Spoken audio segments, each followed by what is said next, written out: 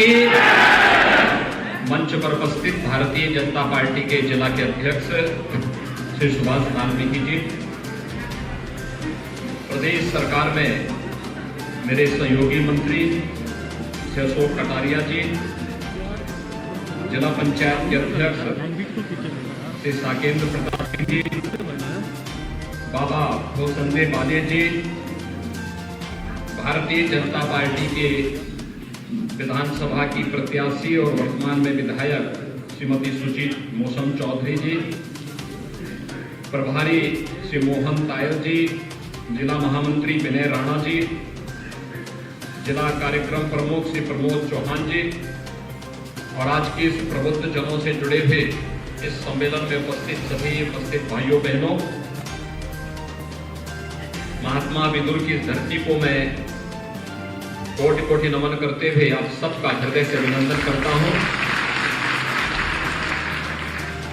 2022 का उत्तर प्रदेश विधानसभा का चुनाव प्रारंभ हो चुका है और पहले चरण का मतदान कोरोना महामारी के दौरान 10 फरवरी को संपन्न होगा। भाइयों बहनों, यहां पर द्वितीय चरण में 14 फरवरी को मतदान होना है और इसलिए आप सबको पहले से ही मानसिक रूप से तैयार होने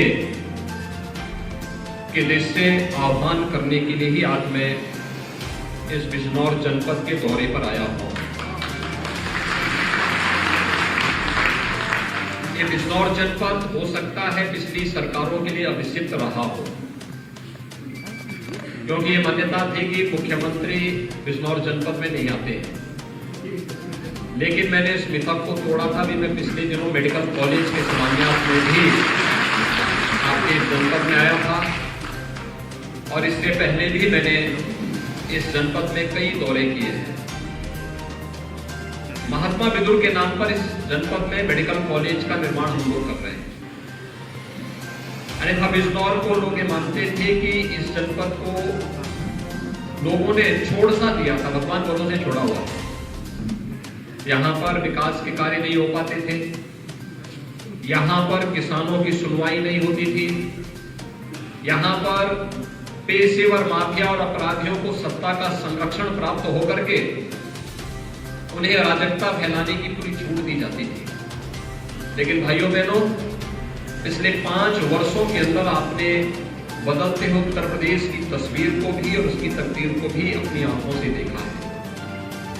ये वही उत्तर प्रदेश है जिस उत्तर प्रदेश में 5 वर्ष पहले हर तीसरे दिन एक दंगा होता था, बड़े बड़े फसाद होते थे, बेटियां स्कूल नहीं जा पाती थी, घर की महिलाएं मार्केट नहीं जा पाती थी, किसान परेशान था, न उसकी उपज का क्रय होता था और न ही किसानों को किसी प्रकार का कोई सम्मान ही मिल पाता था, न गन्ना मूल्य का भुगतान ही हो पाता था।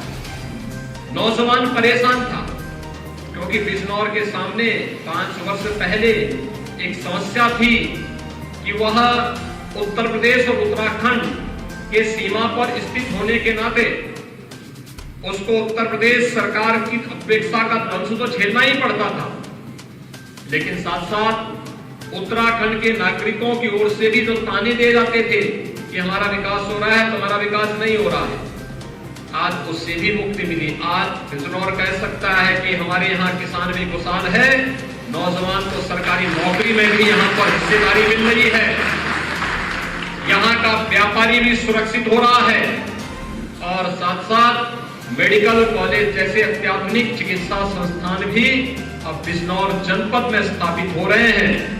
यहाँ की चीनी मिलों के पुनरुद्धार की कार्रवाई को भी सरकार ने व्यवस्थित रूप से आगे बढ़ाने का कार्य किया है। भाइयों बहनों, 5 वर्ष तक बिना रुके, बिना डिगे, बिना थके और बिना झुके हमारी सरकार ने प्रदेश के अंदर गांव का, गरीब का, किसान का, नौजवान का, महिलाओं के कल्याण के लिए बिना चेहरा देखे, बिना उसकी जाति और मत और मजहब पूछे उसे शासन की योजनाओं का लाभ दिलाया। जो लोग सामाजिक न्याय की बात करते हैं उनसे पूछना चाहिए, एक गरीब को मकान मिलना सामाजिक न्याय है या उस गरीब के मकान के हक को छीन लेना सामाजिक न्याय है?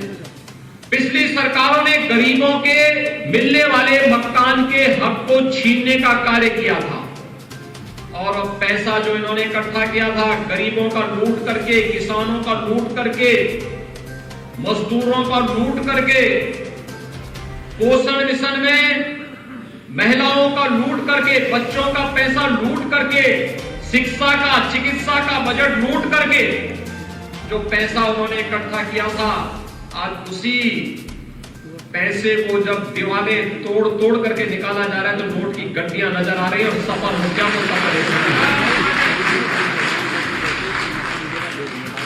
उनकी संवेदना, हमारी संवेदना तो गरीब के प्रति थी। हमने गरीब को 43 लाख आवास दिए, गरीबों के लिए 2,61,00,000 शौचालय बनाए, हर मजरे तक बिजली पहुंचाने का प्रयास किया, हर गरीब को रसोई गैस के कनेक्शन दिलाए। कोरोना कालखंड में अकेले आपका बिजनौर जनपद 44 लाख वैक्सीन की डोज दे चुका है और प्रदेश में यह लक्ष्य हम लोगों ने 25 करोड़ 34 लाख से भी लोगों को वैक्सीन की डोज दे चुके हैं। 15 करोड़ लोगों को फ्री में राशन दे रहे हैं, और डबल इंजन की सरकार थी तो राशन की डबल डोज भी दी जा रही है।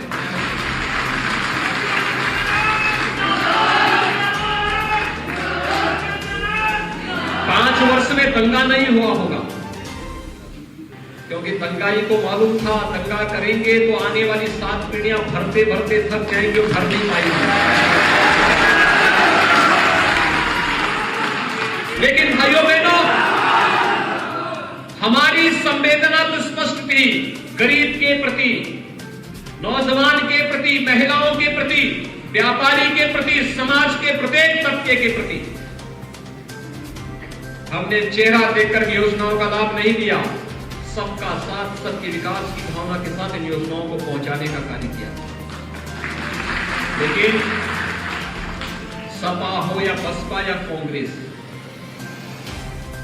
इनकी नीति भी खराब थी और नियत भी खराब थी।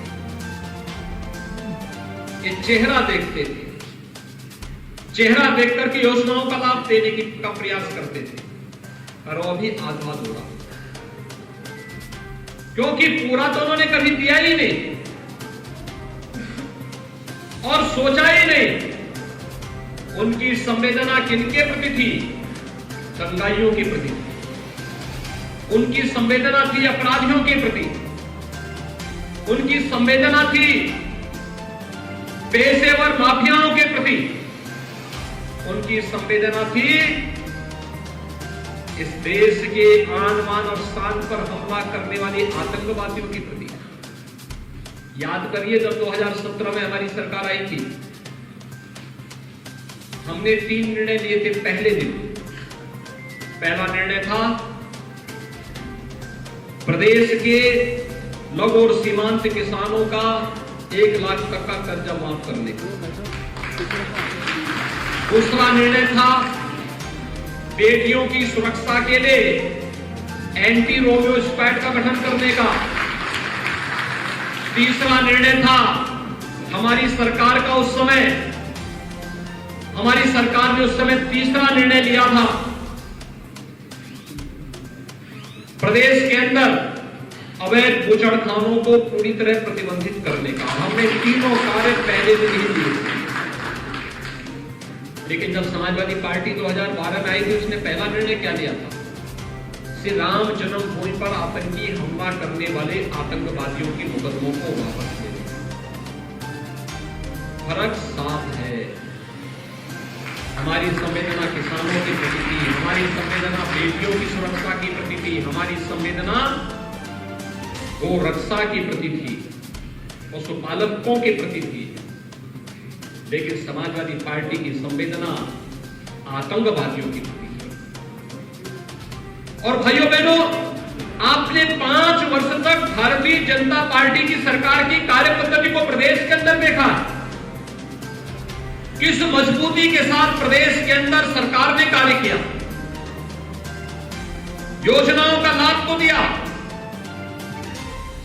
प्रकार के हर व्यक्ति को योजनाओं का लाभ देने का कार्य किया और कोरोना प्रबंधन भी जीवन और जीविका को बचाने की जद्दोजहद में किसान भी परेशान न हो, मजदूरों को भी कोई समस्या न हो, भरण पोषण भत्ता देने का कार्य किया गया और हर प्रकार की सुविधा से आच्छादित करने का कार्य भी किया गया।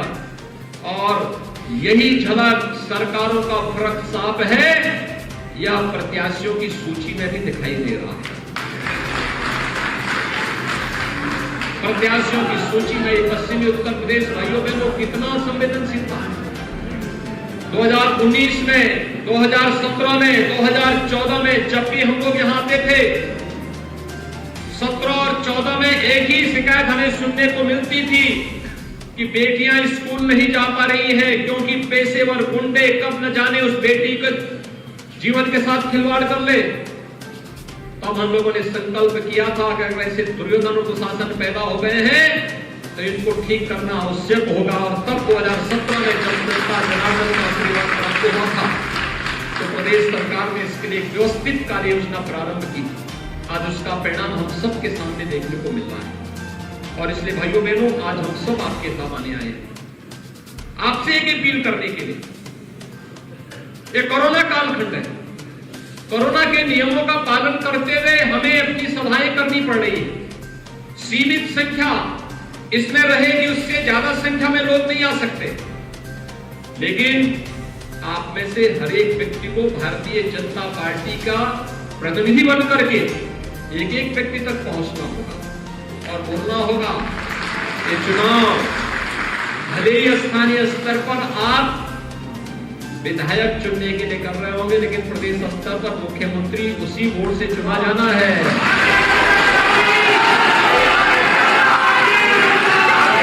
और निर्णय तो मुख्यमंत्री को करने होते हैं, क्योंकि जब विधायक चुना जाएगा वही विधायक मुख्यमंत्री को चुन करके मुख्यमंत्री ही निर्णय लेंगे फिर कि अपराधियों से कैसे निपटा जाना है, माफियाओं से कैसे निपटा जाना है, अराजक तत्वों से कैसे निपटा जाना है और विकास की योजनाओं का लाभ कैसे दिया जाना है। सपा बसपा कांग्रेस ये कभी नहीं बोल सकती है कि परित्राणाय साधूनां विनाशाय च दुष्कृतां, ये वे नहीं बोल सकते। यह केवल भारतीय जनता पार्टी बोल सकती है और भारतीय जनता पार्टी इसीलिए आपके पास आई है। अगर आप चाहते हैं प्रदेश में कानून का राज हो, थानों का संचालन पेशेवर हिस्ट्री शीटर न करे, अगर आप चाहते हैं प्रदेश की व्यवस्था में किसी भी प्रकार के अपराध और अपराधियों के लिए जीरो टॉलरेंस की नीति के तहत सरकार कार्य कर सके, अगर आप चाहते हैं प्रदेश में किसी भी प्रकार की कोई अराजकता न फैले, राष्ट्रवाद विकास और सुशासन के मुद्दे पर सरकार प्रभावी ढंग से कार्य कर सके, प्रदेश के अंदर गरीबों को किसी के सामने हाथ न फैलाना पड़े, प्रदेश के अंदर तुष्टीकरण की राजनीति बंद हो, अगर आप चाहते हैं विकास बिना भेदभाव के हर जनपद और हर गांव तक पहुंचे, तो भारतीय जनता पार्टी एकमात्र इसका विकल्प है। और भारतीय जनता पार्टी को विकल्प के रूप में चुन करके आप सबसे मेरी अपील होगी, हम प्रभावी ढंग से भारतीय जनता पार्टी के कार्यक्रमों को लेकर के आगे बढ़ने करें। और इससे जनपद बिजनौर में भारतीय जनता पार्टी ने बिजनौर विधानसभा क्षेत्र से श्रीमती सुची मौसम चौधरी को अपना प्रत्याशी बनाया है।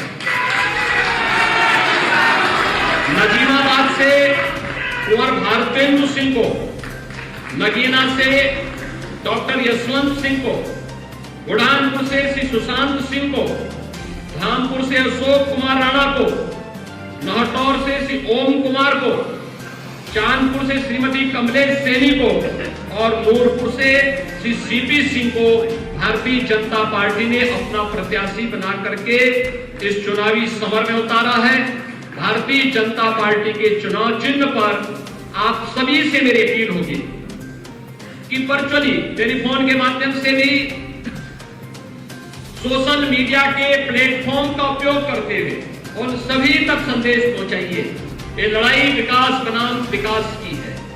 एक तरफ विघटनकारी तत्व अपनी आपराधिक मानसिकता के साथ अराजकता पैदा करने, पलायन की एक अपनी सोची समझी रणनीति के तहत एक बार फिर से पश्चिमी उत्तर प्रदेश को अराजकता की आग में झोंकने की साजिश के तहत इस चुनावी समर में आ रहे हैं। और दूसरी तरफ नए भारत के नए उत्तर प्रदेश को देश के नंबर 1 प्रदेश के रूप में स्थापित करने के साथ भारतीय जनता पार्टी चुनावी समर में आई। और भाइयों बहनों, भारतीय जनता पार्टी के पूरे मिशन के साथ आप सभी लोग मिलकर के अपना अभियान और अपना सहयोग देंगे। इस विश्वास के साथ मैं एक बार फिर से भारतीय जनता पार्टी के प्रत्याशियों के समर्थन में आप सबसे अपील करते हुए अपनी वाणी को यहीं पर विराम देता हूं। धन्यवाद। जय हिंद, जय श्री राम।